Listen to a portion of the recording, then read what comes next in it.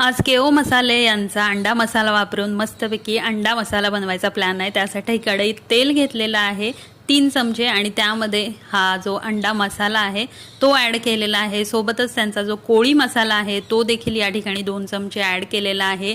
आलं, लसूण, खोबरं, कोथिंबीर, टोमॅटो आणि कांदा याचं हे वाटण आहे ते या ठिकाणी तेलात ॲड केलंय आणि तेल सेपरेट होईपर्यंत हा मसाला आपल्याला या तेलासोबत छान परतून घ्यायचा आहे। त्यानंतर या ठिकाणी मीठ ॲड केलंय चवीनुसार।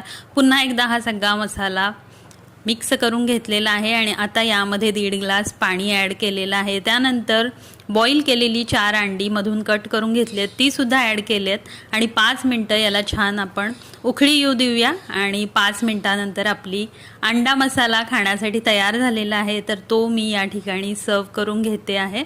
तर केओ यांचा अंडा मसाला आणि कोळी मसाला वापरून बनवलेला हा